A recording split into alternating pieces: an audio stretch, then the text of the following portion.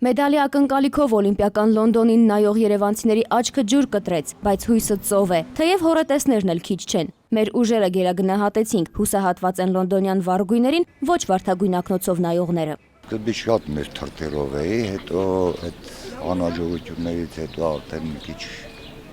հիասթափություն եղավ։ Բավականին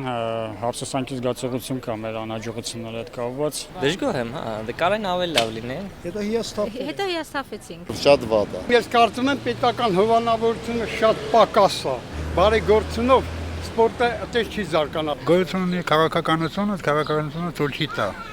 որ ինչին թողնենք դրան հասնենք։ Օլիմպիական առաջին շաբաթն անհաջող էր, բայց ամեն ինչ դեռ առջևում է, ասում են երդվյալ լավատեսները։ Ծանրորդների զրոներից ընկճվելուց առաջ հարկավոր է հիշել Պեկին 2008-ը, երբ երկրի բնակչության մեկ շնչին բաժին ընկնող մեդալների քանակով Հայաստանն աշխարհում առաջինն էր։ Սա ըստ Los Angeles Times-ի։ Օլիմպիադան դեռ չի ավարտվել, դեռ շարունակվում է, մենք ունենք շատ շնորհալի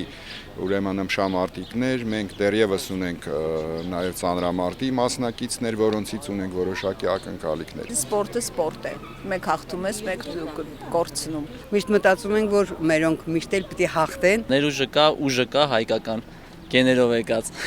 Ոնց ճիշտ ուղղորդ էր իմ կարծիքով։ Երեխուն պատժելը, անկյուն կայնացնելով մի քիչ շատ սխալ քաղաքականությունը, բարձր պետք է ոգևորենք։ Ես գոհ եմ, կապ չունի, կարևորը ներկայացնում են Հայաստանը ու կարևորը իրանք փորձում են ամեն կերպ, որ շոմի հաղթանակի հասնեն։ Նորենալ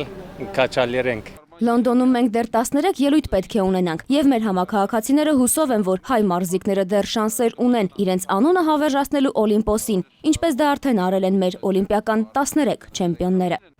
Թերեզա Կադաևչյան, Գիղանուշ Աբրահամյան, Հայարփի Միքայելյան, ժամը լրատվական։